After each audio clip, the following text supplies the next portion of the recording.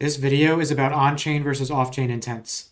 I see people discuss this topic a lot, but in these discussions, people usually end up arguing off-chain intents are almost always better. But I disagree. Before we get into it, if you don't know what intents are, they are just an action a user wants fulfilled on their behalf. For example, a limit order is an intent to swap one asset for another, but another entity actually needs to complete the swap. Another example would be an intent to pay a friend 10 ADA. You could execute this intent yourself, but if you had an entity batch your intent with other intents, the total fee you would need to pay would be less since the fee is split among all intents in the batch. This is the basic concept behind TradFi's ACH money transfers. The main idea between on-chain and off-chain intents is how do you share your intent with other people? For the limit order, how do other people find out about your order? You could post it on-chain, and then anyone with the current state of the blockchain can see it. Or you can send the intent off-chain to some entity who acts as an intent hub. This entity could then match the intents against other intents. For example, maybe someone created another limit order intent that complements yours. Another option is this entity could display all of the intents publicly so others can interact with them. Or it could do a bit of both. There are a lot of possible business models for an off-chain intent hub. When it comes to on-chain and off-chain intents, neither approach is perfect. If you post the intents on-chain, the intents are censorship resistant. The same is not true for off-chain intents that go through an intent hub. The intent hub can always choose to censor intents from certain people. But since on-chain intents need to go on-chain, they can only be posted and updated as fast as block production. You can't do high-frequency trading with on-chain intents. They're just too slow. With off-chain intents, you can post and update your intents as fast as the intent hub allows.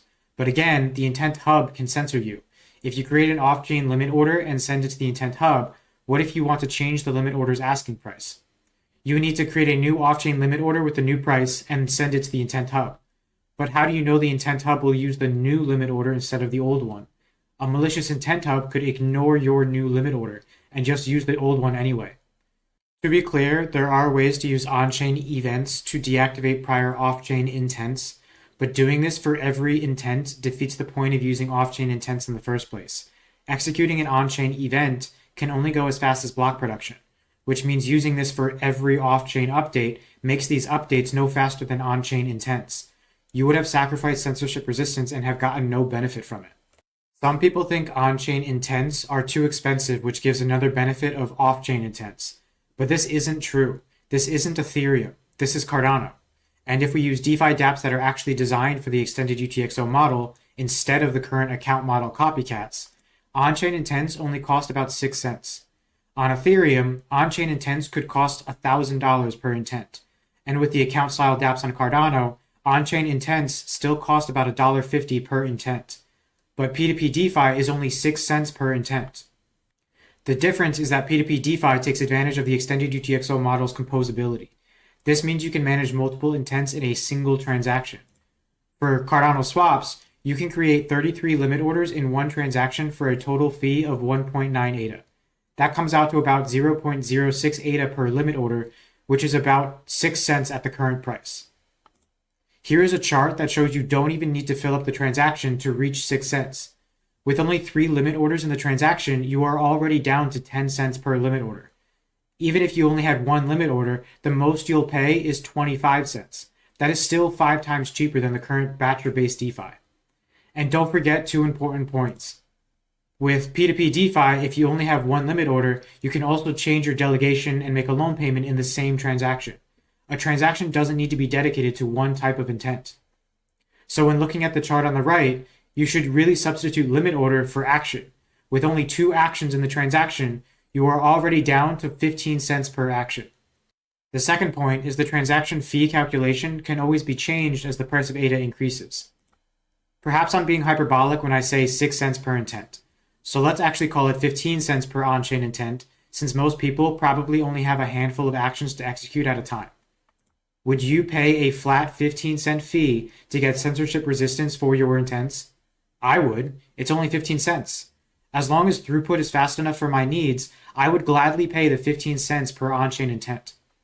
Since transaction processing can take an hour or two in the typical extreme case, as long as my time horizon is much longer than an hour, for example weeks to months, the throughput of on-chain intents is plenty fast. This brings us to the heart of the on-chain versus off-chain debate. The deciding factor is whether your time horizon is too short compared to the blockchain's throughput. If you are day trading and need to update your limit prices within minutes, on-chain intents aren't going to cut it. But if you are position trading, which means you place a trade and leave it for weeks to months, on-chain intents are perfectly fine for this. There is effectively a time horizon threshold. If your time horizon is less than the threshold, you should use off-chain intents. But if your time horizon is greater than the threshold, then you should use on-chain intents. This threshold is determined by your own risk tolerance and the blockchain's throughput. That means things like Laos will shift the threshold so that even shorter time horizons will favor on-chain intents.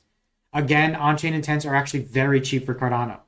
Even if you update your limit orders 10 times within a single day, the total cost to you in transaction fees is $1.50. This is wildly different than the current DeFi dApps that would charge you at least $15 in fees for the same activity. Also, this is already significantly cheaper than the cost to trade in TradFi. TradFi charges percent-based fees, so trading with 1,000 ADA is charged more than trading with 10 ADA. But here, it is a flat fee of 15 cents no matter the trade size. This part is important, and I think it gets missed in most discussions about intents. Is there a correlation between money and time horizon? To ask it another way, do wealthy entities usually have a shorter time horizon or a longer time horizon? This question is important for understanding whether liquidity will exist within on-chain intents or off-chain intents. I'm just going to be upfront with it. Most wealthy entities have longer time horizons. Don't get me wrong, there are outliers to this rule. A common talking point is high-frequency traders, but these entities are in the minority. While it is true that high-frequency traders make up more than 50% of all trading volume on TradFi exchanges, the amount of money they are trading with is actually quite small. A lot of high-frequency traders typically only trade with a few hundred to a few thousand shares per trade. This smaller trade size helps them manage risk and also helps them hide their activity from other high-frequency trading firms. To look at it another way, the current market size of high-frequency trading is estimated to only be about $10 billion. This is less than Cardano's current market cap and doesn't even come close to other markets such as mutual funds, which are estimated to have a market size of $10 trillion. The mutual fund market alone is 1,000 times larger than the high-frequency trading market. When you then add in pension funds, hedge funds, and other large entities, the market for high-frequency trading is just a drop in the bucket. Most entities with a lot of money have much longer time horizons for their trades. They take a directional position in investments with a time horizon of years. Even actively managed funds don't typically day trade. They usually position trade. So do they care if the on-chain intent takes an hour to settle? Probably not. Don't forget they are currently dealing with TradFi settlement times of 2 days. Having trades settle within hours would be incredible for them. And again, Laos will speed things up. So, since these large players have much longer time horizons, do you think they are going to care about the 15 cents per on-chain intent? Or do you think they will see it as a justified cost to gain censorship resistance? I think they will see it as a justified cost. I mean, it's only 15 cents. That isn't really even a cost to them considering they are trading millions of dollars. This is cheaper than what they would have to pay in TradFi. But at least here, they also get the benefit of censorship resistance. So this brings me to the conclusion for on-chain intents versus off-chain intents. Just like how high-frequency traders make up most trades will use off-chain intents. However, most liquidity will be within on-chain intents. It's the typical quality versus quantity distinction. Large entities will have long enough time horizons to prefer using the on-chain intents directly in order to get the censorship resistance benefits. And since price discovery is mostly a weighted average based on liquidity, the fact that the price of most liquidity is directly on-chain means price discovery can occur frictionlessly and permissionlessly.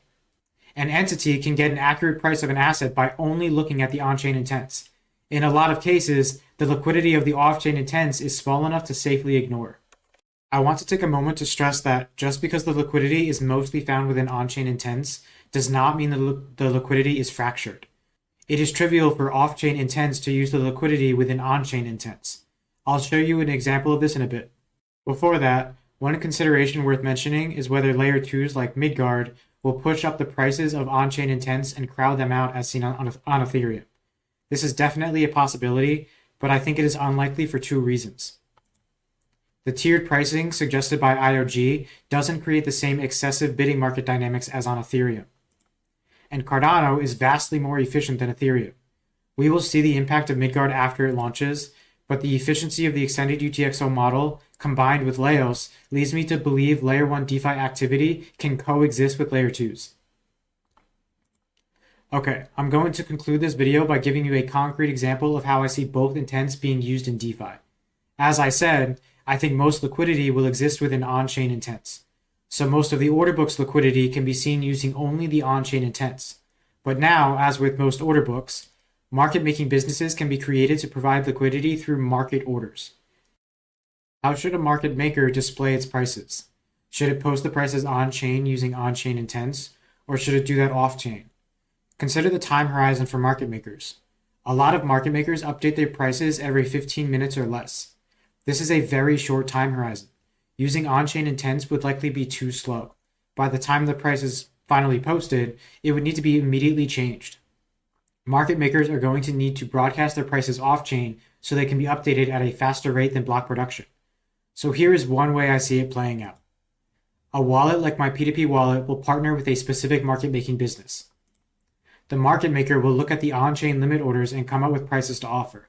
The on-chain limit orders alone are enough for it to come up with accurate prices. It will then send its price to the wallet provider off-chain. This process could be as simple as sending a message to the wallet provider's servers.